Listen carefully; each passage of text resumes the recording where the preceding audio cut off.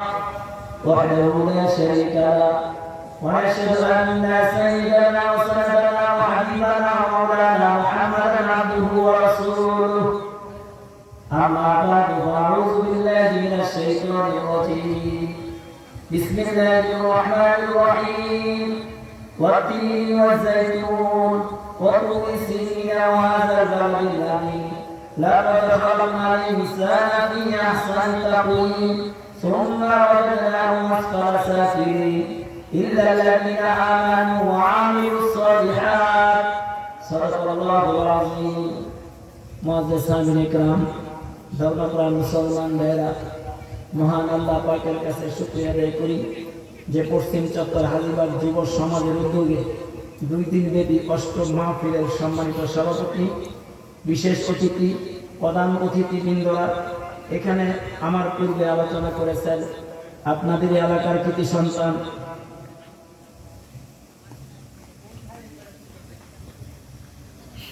গাজীপুরি আলী হায়দার গাজীপুরি সাহেব। ইনি বিভিন্ন ওয়াজ মাহফিলের প্রধান বক্তা হিসেবে থাকেন, কিন্তু আমরা এলাকার মানুষ দেখে তাকে আমরা মূল্যায়ন দেই না, এইটাই স্বাভাবিক। আমাদের আজকের আমি সংক্ষিপ্ত আলোচনা শুরু করব। এই যে আমরা মাহফিলে আসছি, আমি কথা বলতেছি, আপনারা কথা শুনতেছেন, যিনি কথা বলতেছেন এবং যারা কথা শুনতেছেন সকলেই মানুষ।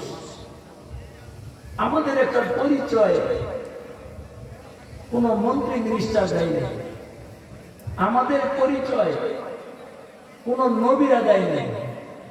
আপনার আমার পরিচয় আল্লাহ পাক নিজে পবিত্র কোরআনের মধ্যে দিয়েছেন। খুশি আপনাই আল্লাহ আমার পরিচয় দিয়েছেন, আল্লাহ আপনার পরিচয় দিয়েছেন, আল্লাহ আপনাকে আমাকে দামি বানাইছেন। কে বানাইছেন বলেন? কে বানাইছেন? আল্লাহর সাথে একটা কথা জোড়া দিলেন, লাগার একটা শব্দ লাগাইলেন, বলবেন আমার আল্লাহ। বলেন কে দিয়েছেন? আমার আল্লাহ। একটু কত মজা লাগে না? খালি আল্লাহ দিলেন কেন? আমার রব আমার পরিচয় দিয়েছেন, আমার রব আমার পরওয়ারদিগার, যিনি আসমান জমিনের মালিক, সে আমার পরিচয় দিয়েছে। কিভাবে? 4টা জিনিসের কসম খাইয়া। আল্লাহর কসম খাওয়ার দরকার পড়ে না। আল্লাহ কার সাথে কসম খাবে? এরপর আল্লাহ মানুষকে যে সম্মান দিয়েছেন, মানুষদেরকে যে উত্তম রূপ দিয়া বানাইছেন, আল্লাহ পৃথিবীর সবচেয়ে দামি 4টা জিনিসের কসম খাইছেন। কোন সুবহানাল্লাহ। 1 নাম্বার ফলের মধ্যে জাইতুন ফল, 3 ফল। তেলের কসম, তেলের মধ্যে সবচেয়ে দামি তেল হয়েছে জাইতুন তেল। ফলের মধ্যে সবচেয়ে দামি ফল হয়েছে 3 ফল। শহরের মধ্যে সবচেয়ে দামি শহর হয়েছে মক্কা মদিনা।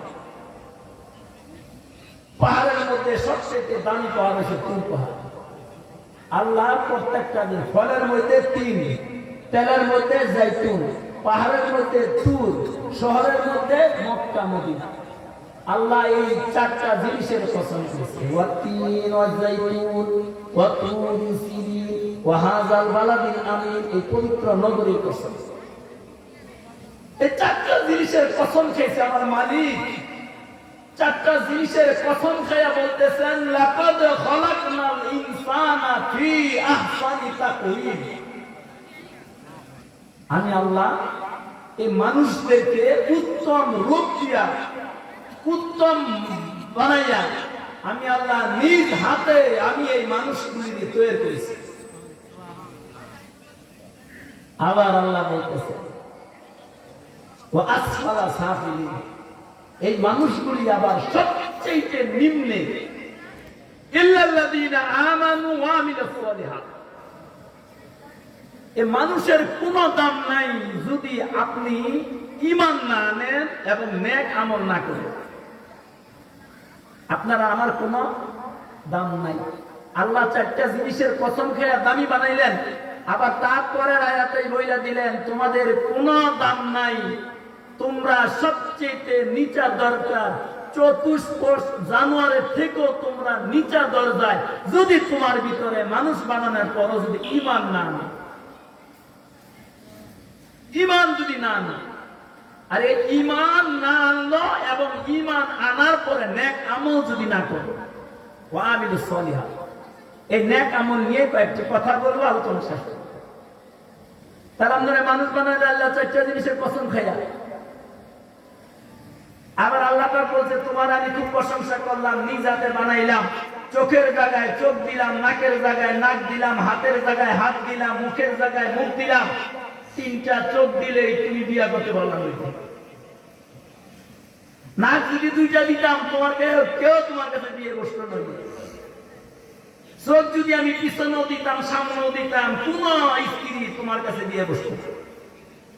হাত তিনটার জায়গা যদি দিতাম, একটা হাত বুক ব্যবহার করে দিতাম, তোমার এমএসে বিয়ে করি।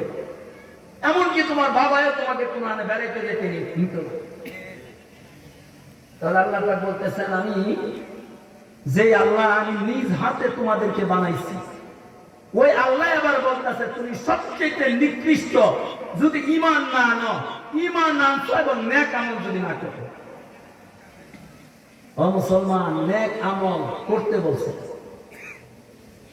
মদ খাওয়া নেক আমল, খেয়াল করে নেক আমলের জায়গায় বহুত কিছু।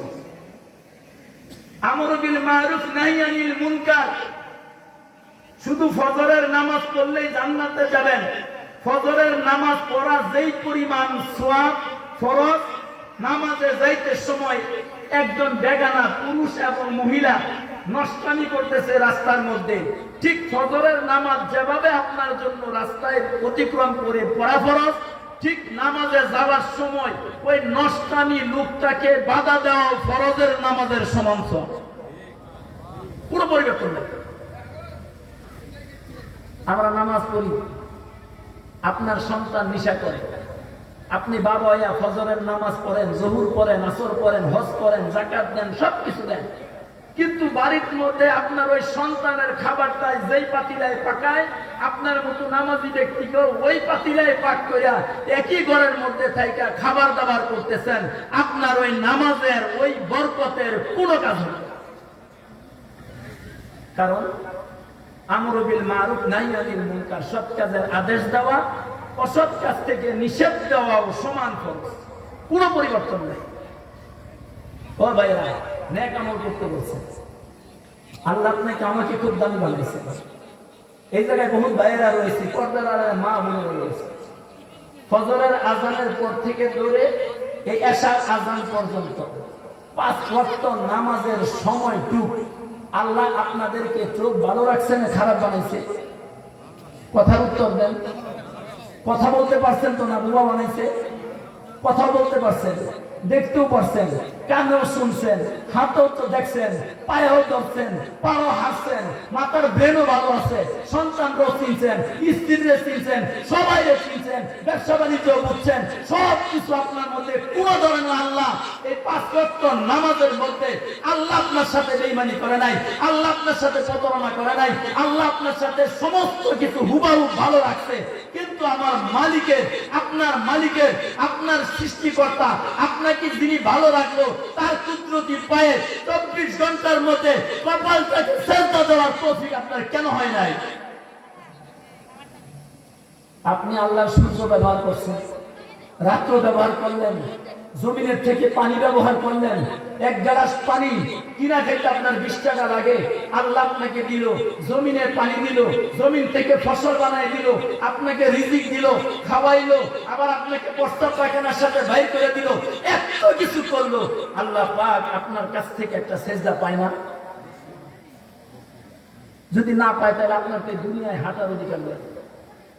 আল্লাহর সূর্য থেকে আপনার বয়কট করা দরকার, এই বাতাস থেকে আপনাকে বয়কট করা দরকার। যেই মালিকের সেজদা করতে জানি না, ওই মালিকের বাতাস ব্যবহার করব না। যেই মালিকের সৃষ্টি করতে পারি না, তার সূর্য কেন ব্যবহার করি? সূর্য ব্যবহার করব না। তার জমিন কেন ব্যবহার করি? তার জমিন ব্যবহার করার আমার কোন অধিকার নেই। ও ভাই, ওয়া আমিলুস সলিহাত, নেক আমল করতে হবে, নেক আমল করতে হবে। মানুষের হক নষ্ট না করা নেক আমল, মানুষের দাম খয়াত করা নেক আমল, মাহফিলে আসা নেক আমল, মাহফিলকে বাধা না দেওয়া নেক আমল, মানুষের সহযোগিতা যেভাবে হোক করা নেক আমল, মসজিদ বানানো নেক আমল, অন্যায় থেকে প্রতিবাদ করা নেক আমল, অন্যায় থেকে প্রতিবাদ করা নেক আমল, সমস্ত নেক আমল। খালি নেক আমল, নামাজ পড়লে না, সন্তানকে সালাম দিবে নেক আমল। আপনি তো খুব ভালো মানুষ, পাঁচ ওয়াক্ত নামাজ পড়তেছেন। পৃথিবীতে আমরা চলে তিনটা জিনিসের জন্য, কয়টা খাওয়ার জন্য, আর দুইটা কাপড় পরার জন্য, আর একটু থাকার জন্য, একটা ঘরের জন্য। এই তিনটা জিনিস ছাড়া আমরা কেউ পরিশ্রম করি? এই তিনটা জিনিসের জন্য নিজে চাকরি করি, সকাল থেকে সন্ধ্যা পর্যন্ত ওভারটাইম করি, নিজের বউয়ের চাকরি নিছি এই দুইটা সন্তানের খাওয়ার জন্য, দুইটা ভাত খাওয়ার জন্য, আর একটু কাপড় পরার জন্য, আর এই ঘরের জন্য। এছাড়া তিনটা জিনিস ছাড়া আমরা কেউ দুনিয়ায় পরিশ্রম করি? বলেন তো, তিনটার বাইরে কেউ পরিশ্রম